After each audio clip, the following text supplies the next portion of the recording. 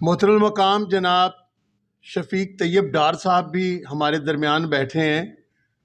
ہمہ گیر شخصیت، ہمہ جہت شخصیت، باعث اسم با مسمہ شفیق، میں ملتمس ہوں گا کہ ان موقع سے فائدہ اٹھاتے ہوئے چند کلمات آج کے یہ کیونکہ بابائے قوم کی مناسبت سے دن ہے وہ ضرور اپنے پیش کریں۔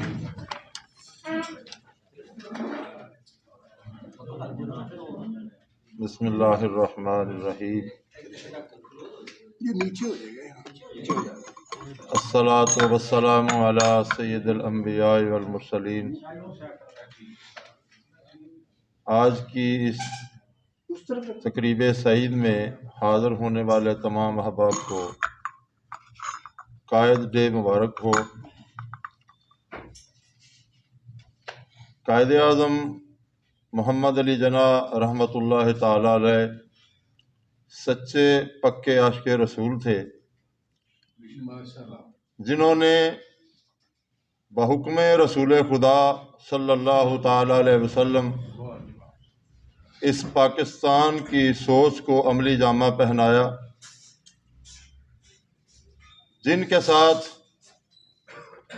ہمارے اسلاف، علماء اہل سنت اور بزرگان دین نے بھرپور ساتھ دیا۔ خالی ساتھ ہی نہیں دیا بلکہ مالی جانی معاونت بھی فرمائی۔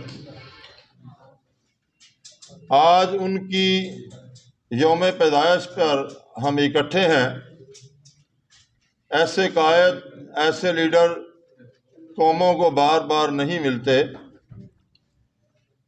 یہ ایک بہت سہانا اور بہت ہی بابرکت وہ زمانے کا حصہ تھا جس میں قائد اعظم محمد علی جناح اور علامہ اقبال رحمۃ اللہ تعالی علیہ ایک سوچ لے کر پیدا ہوئے اور 1947 میں اپنی سوچ پر کامیابی حاصل کر کے ہمیں ملک پاکستان عطا کیا۔ اس ملک پاکستان کو کلمہ توحید لا الہ الا اللہ محمد الرسول اللہ کی بنیاد پر حاصل کیا گیا،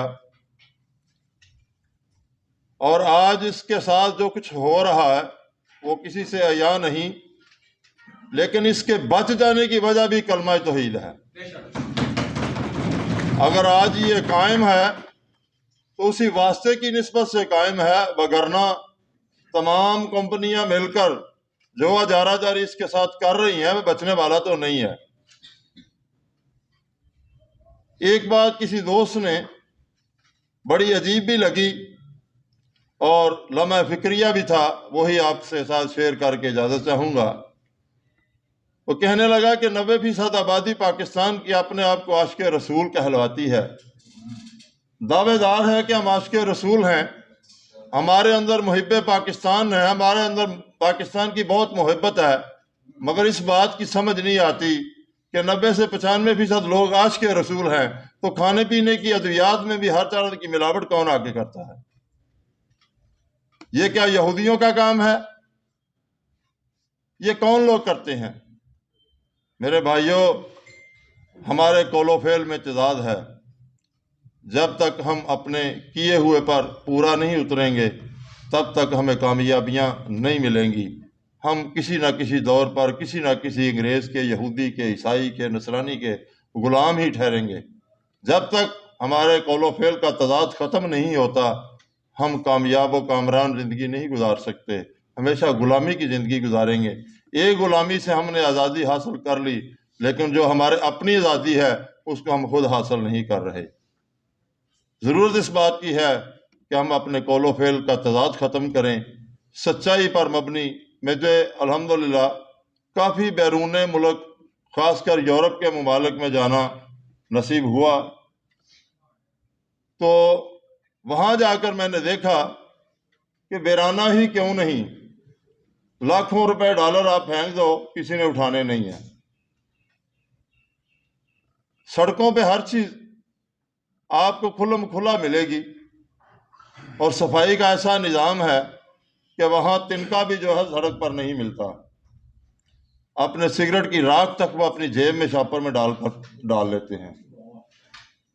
لیکن بدقسمتی ان لوگوں کی کہ وہ ایمان نہیں لائے۔ ہم ایماندار ہو کر بھی، ایمان لا کر بھی بے ایمانی کی حدوں کو چھو رہے ہیں۔